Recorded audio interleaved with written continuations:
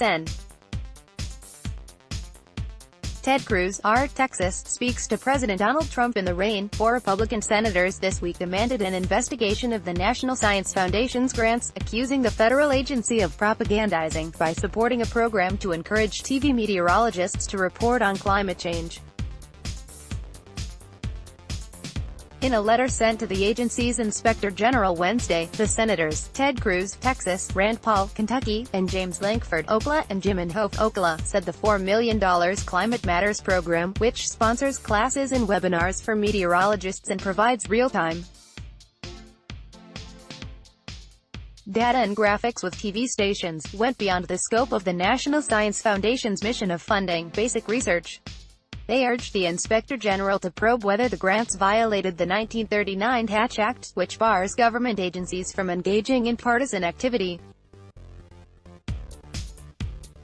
It is unacceptable for federal agencies to support such research which attempts to convince individuals to adopt a particular viewpoint rather than conducting objective research examining a given topic, they wrote in the letter.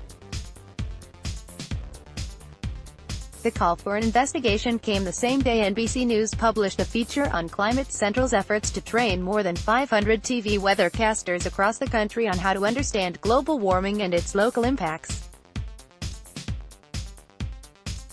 NBC News first reported on the letter. In a lengthy statement to HuffPost, the NSF said its grants undergo a rigorous merit review process considered to be the gold standard of scientific review, and said its staff receives an annual ethics training that includes the Hatch Act. Nearly every proposal is evaluated by a minimum of 3 independent reviewers consisting of scientists, engineers and educators who do not work at NSF or for the institution that employs the proposing researchers. Sarah Bates, an agency spokeswoman, said in the statement.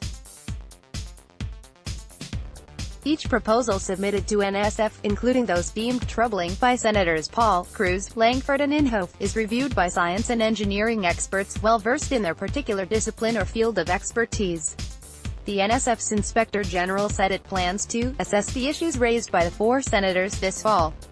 We will determine an appropriate course of action once our assessment is complete, Lisa Vonderhaar, Chief of Staff to the Inspector General, wrote in an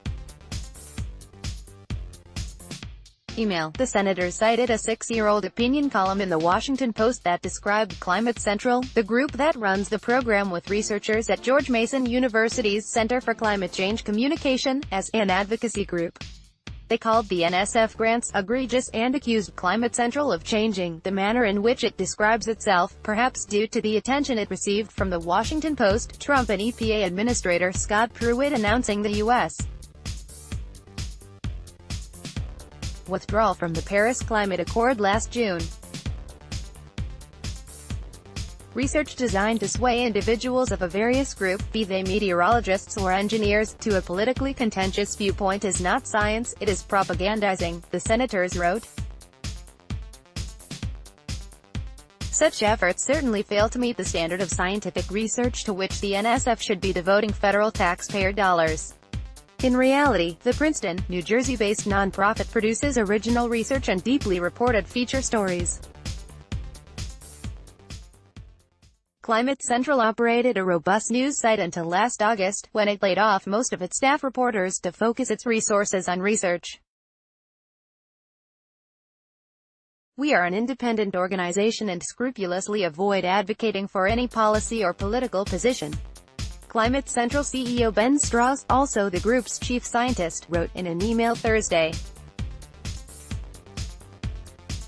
He pointed out that the opinion column the senators cited was not news reporting, and that it was soundly refuted at the time by then CEO of Climate Central Paul Hanel in a letter to the editor. Climate Central is not an advocacy organization, and the scientific consensus on climate change is not a political viewpoint, he added. The NSF funding covered less than a quarter of the Climate Matters budget over the last 3 years but provided a critical boost at a time when cable news failure to report on climate change is becoming a crisis unto itself. ABC, CBS, NBC and Fox aired a combined 260 minutes of climate change coverage last year, according to a February study released by liberal watchdog Media Matters for America. Of that, 205 minutes, or 79%, focused on actions or statements by the Trump administration, most often the president's decision to pull the United States out of the Paris Climate Accord. Nearly all coverage of climate change on the influential Sunday talk shows, 94 of 95 minutes, focused on the administration. At the same time, TV giant Sinclair Broadcast Group, criticized for requiring its local stations across the country to air right-wing political propaganda, is accused of forcing its meteorologists to insert climate denialism into their coverage. In 2017, Climate Matters helped local weathercasters report on the impacts of climate change 879 times, covering 40 states and Puerto Rico. There have already been a few hundred stories so far in 2018. Strauss said. The senator's letter marks the latest high-profile Republican attack on federal funding to deal with climate change. Trump, who has repeatedly dismissed climate change as a hoax, purged federal websites of references to global warming and instructed the Environmental Protection Agency and Interior Department to eliminate regulations on greenhouse gas emissions and fossil fuel extraction in an effort to transform the country into the world's leading oil and gas exporter. Republicans in Congress attempted to zero out funding for renewable energy subsidies in the GOP tax bill last year, despite including $25 billion in giveaways to the fossil fuel industry. Even amid an ongoing avalanche of corruption scandals, EPA Administrator Scott Pruitt has proposed a series of new rules to dramatically scale back the few remaining Obama-era rules to reduce planet-warming emissions, and prohibit the use of most public health studies when writing regulations, a move widely panned as an attack on science. The GOP remains the only major political party in the developed world to make climate change denial a platform issue. The scientific consensus on climate change is not a political viewpoint.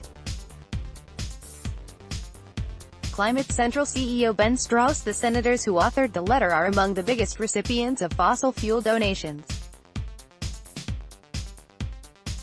In a ranking of all U.S.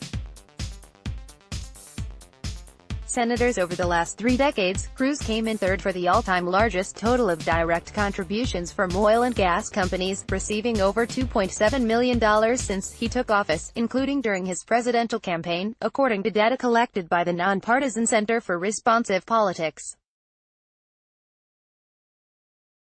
Inhofe, who infamously brought a snowball to the Senate floor as proof of climate scientists' supposed folly, ranked 7th, with nearly $1.9 million. Langford ranked 16th, with $1.1 million. Paul fell well below the others at $284,328. Likewise, all 4 senators reject the overwhelming scientific consensus that burning fossil fuels causes climate change, putting them at odds not only with nearly every credible scientist but the vast majority of Americans. 97% of peer-reviewed research has concluded that burning fossil fuels, deforestation and industrial farming are enshrouding the planet in heat-trapping gases, while a research review published in 2015 found significant flaws in the methodologies, assumptions or analyses used by the 3% of scientists who concluded otherwise. Meanwhile, 69% of survey respondents know global warming is happening, and 52% understand humans are the main cause, according to 2016 survey data from Yale University's Program on Climate Change Communication.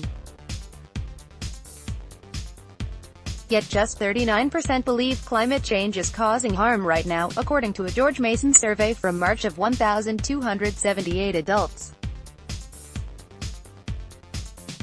Climate communications experts say TV meteorologists are best positioned to bridge that cognitive gap by localizing the broad planetary trends, said Ed Maibach, director of George Mason University's Center for Climate Change Communication, which partnered with Climate Central on Climate Matters.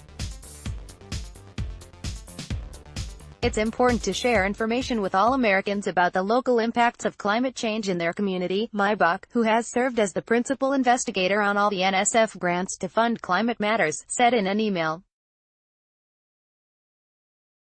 There is no better way to do that than through the local news. The program has yielded success. In 2010, only half of the 571 weathercasters George Mason surveyed believed global warming was happening, as NBC News reported, and a quarter called it a scam. A new survey taken last year showed that 95% of meteorologists believe the planet is warming. A chart from George Mason's latest survey of weathercasters showed a continued divide over the causes of climate change, yet they remained divided on the cause. Just 15% said human activity is, largely or entirely, causing the climate to change, while 34% said it was mostly due to human activity. 21% said natural events and human activity were equally to blame, and 13% said it was mostly due to natural events. NSF funding has helped us help TV weathercasters provide this important information to their viewers, Maibach said. And their viewers appreciate the information, hundreds of TV weathercasters have told us so. Climate communication has become a burgeoning field of study as scientists seek to better understand how people come to understand an environmental phenomenon of unprecedented proportions. The issue has the added challenge of overcoming years of misinformation spread by fossil fuel corporations, think tanks they funded and politicians who receive their patronage. Climate denial's efforts have managed to help politicize climate change even as fossil fuel emissions continue to rise, and 2017 marked the most expensive year on record in damages from natural disasters linked to climate change. On Thursday, an anonymous user with no previous submissions to Wikipedia updated Climate Central's page to call it a fake news organization. The story was updated to include statements from NSF and its Inspector General, related. 2017 shatters records with $306 billion in damages from climate-linked disasters. The world is dangerously low-balling the economic cost of climate change. Study finds Miami's displaced Puerto Ricans offer a glimpse at America's looming climate crisis. Download. Do you have information you want to share with HuffPost? Here's how. Photo gallery: climate visuals for the climate change denier in your life.